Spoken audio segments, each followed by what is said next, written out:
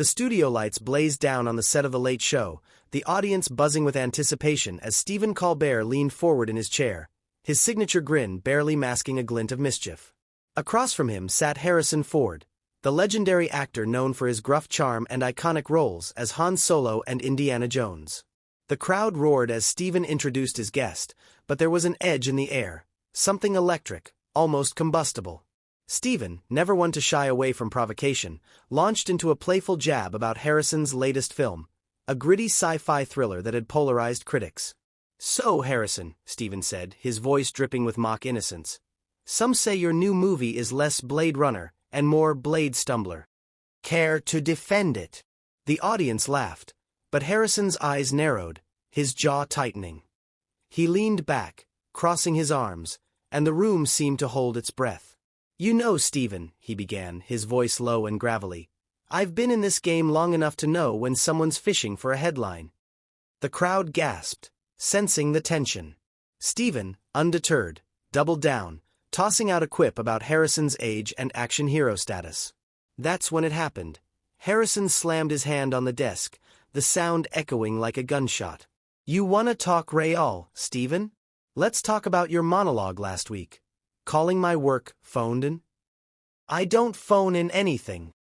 The audience erupted, some cheering, others stunned, as the showdown began. Stephen's eyes widened, but his showman's instincts kicked in, and he leaned into the chaos. "Oh, Harrison, I didn't know you watched my show." "I'm flattered," he quipped, trying to defuse the moment, but Harrison wasn't having it. The actor stood, his towering presence filling the stage, and pointed a finger at Stephen. "You think it's easy to carry a film at 83? You try running from explosions with a bad knee." The audience roared, torn between laughter and shock. Harrison's voice boomed, recounting decades of grueling stunts, sleepless nights on set, and the relentless pressure of Hollywood's expectations. "I've been shot at, crashed planes, and fought Nazis on screen. Don't tell me I don't earn my paycheck." Stephen, sensing the moment slipping, tried to steer the conversation back to lighter fare, asking about Harrison's love for flying real planes. But Harrison was on a roll, his face flushed with passion. "You wanna know about flying? It's freedom, Stephen, something you wouldn't get, stuck behind that desk cracking jokes." The crowd gasped again, and social media was already ablaze with clips of the exchange. Backstage, producers scrambled, unsure whether to cut to commercial or let the fireworks continue. Stephen, ever the professional, flashed a nervous smile and tossed out a softball question about Harrison's co-stars, hoping to cool things down. But Harrison's intensity didn't waver. He was here to set the record straight, and no one was going to stop him. The atmosphere in the studio shifted as Ford's words hung in the air, a challenge thrown down like a gauntlet. Colbert, never one to shy away from a verbal sparring match, leaned back with a theatrical chuckle, trying to defuse the tension while keeping the audience hooked. "Harrison, you're breaking my heart here," he said, clutching his chest dramatically. The crowd laughed, but Ford wasn't playing along. He crossed his arms, his expression a mix of amusement and irritation, as if daring Colbert to push further. The host, sensing the need to pivot, shifted to Ford's storied career, asking about his return to iconic roles in recent years. Ford's demeanor softened as he spoke about the craft of acting, his love for storytelling, and the thrill of bringing complex characters to life. His voice, gravelly yet warm, drew the audience in, painting vivid pictures of his early days in Hollywood, scraping by before landing Star Wars. But Colbert, ever the showman, couldn't resist circling back to the gossip. "So, no drama on those old sets? Not even with Lucas or Spielberg?" he asked, his tone light but probing. Ford's eyes flashed with a mix of exasperation and mischief. "You're like a dog with a bone, Stephen," he said, leaning forward. "You wanna know about drama? How about the time I had to talk a director out of a 3-hour space battle?" The audience laughed, but Ford's intensity didn't waver.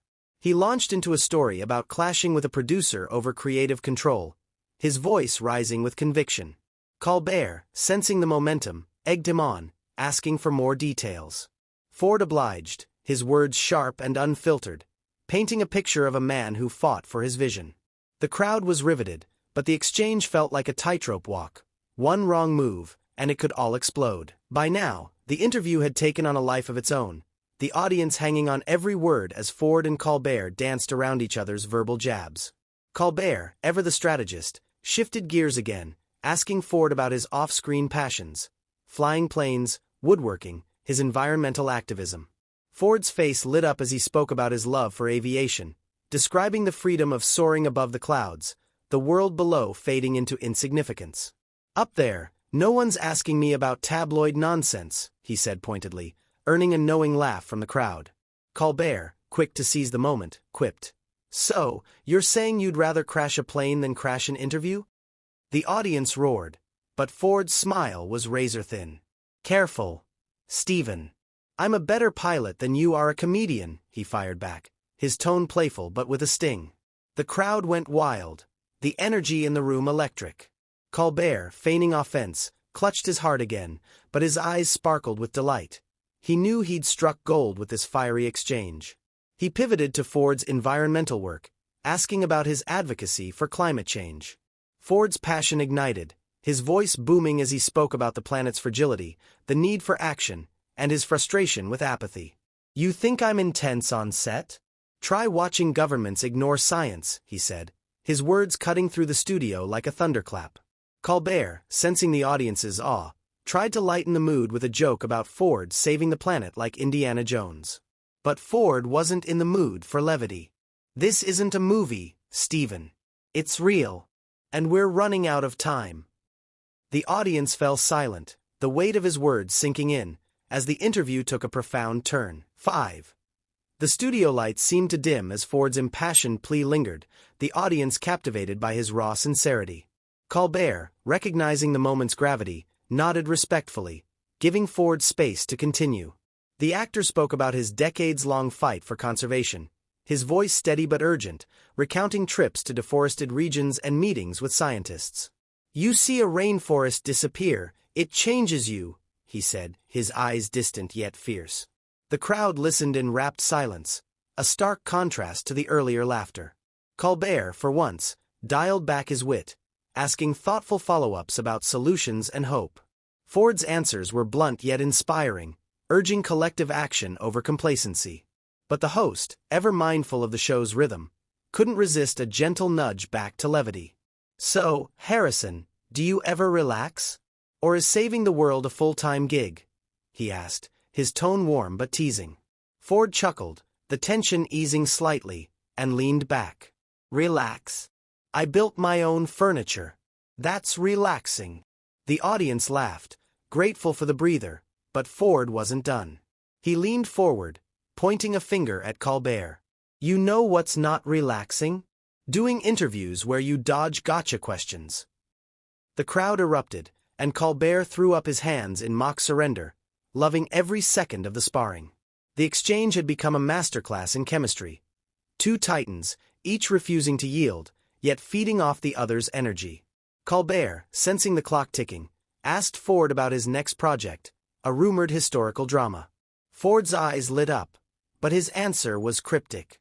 "It's big. It's different. And I'm not spilling details here." The audience groaned playfully, but Ford's grin said he was in control, and no amount of prodding would crack him.